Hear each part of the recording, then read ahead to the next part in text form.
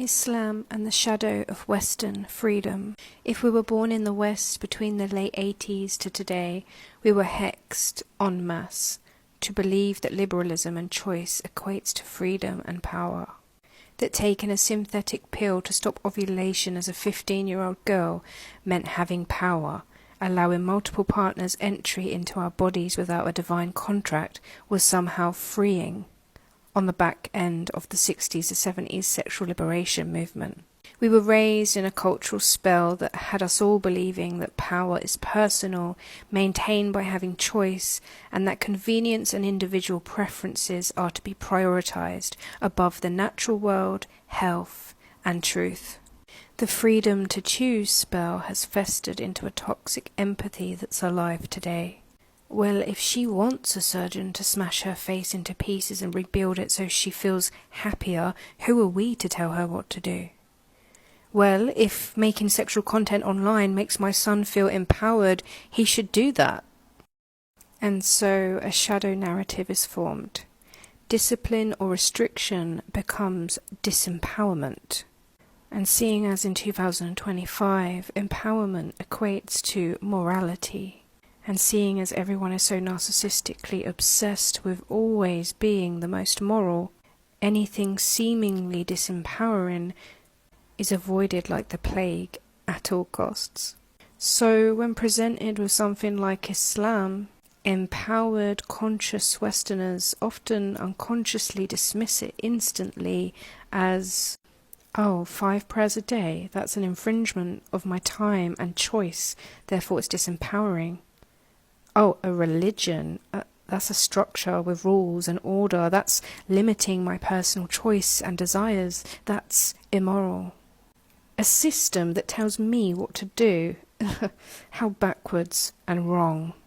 On the other hand, colonialized, watered down Buddhism, Hinduism or spirituality are extremely compatible with this spell.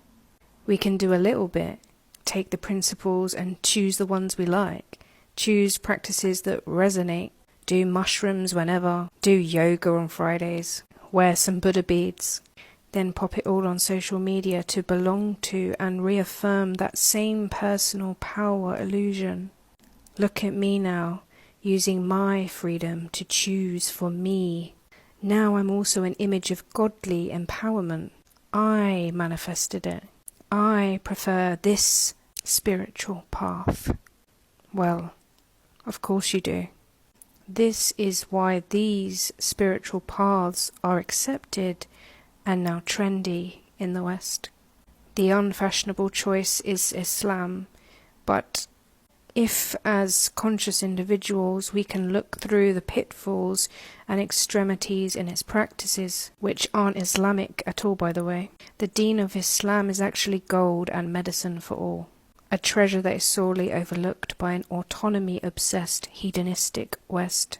What if beneath all the "it's too dogmatic, it's too rigid" is actually just lays, self-indulgence, hedonism, and a superiority complex, perhaps inherited from our colonialist blood or something? Steeped in self-importance, vanity and greed, the West obviously then struggles with the concept of having one God entirely above us, who we are 100% accountable to. Instead, choosing to worship a pantheon of archetypal gods and goddesses, the truly inconceivable deforms into a spirituality that mirrors them back to themselves. In icons and energies, they themselves can choose and control via their fleeting desires. It becomes a pseudo-power trip, perfect for consumerism. What if, by contrast, Islam with its structure, discipline and monotheistic boundaries confronts the soul in a way no trendy ritual or weekend retreat ever could? What if the restriction we perceive would turn into a doorway to real freedom, the kind that anchors the self rather than indulges it? Not asking these questions to persuade, but to reopen the heart that may have been closed by noise, by the endless scrolling of seeking and sampling and spiritual consumerism. We might ask, if my spiritual path is the truth, why do I feel so lost still? Why do I need to keep chasing new retreats and teachers to feel God? Why, after all my healing, do I still sense I haven't come home? If I'm creating my reality, why does it still feel like I'm endlessly trying to fix it? Do my rituals center me in God or in my own image and identities? And why do I keep collecting new tools but never seem to rest in peace? We called liberation, freedom and choice and self-expression. But why is it they so often keep us restless, fragmented and isolated in this Western society? Perhaps it's our fear of authority, cultivated under centuries of human oppression, which now blinds us to the beauty of divine order, where we mistake structure for control and obedience for abuse.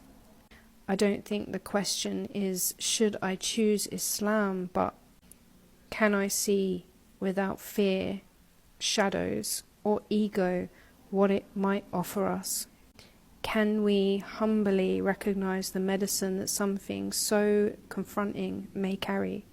And can we uncover the mass-cast subtle spells that keep us bound to ways of relating with the divine that may ultimately serve ego, society, or the state, rather than the true liberation we may actually seek? Even the most conscious of us can be caught in illusions.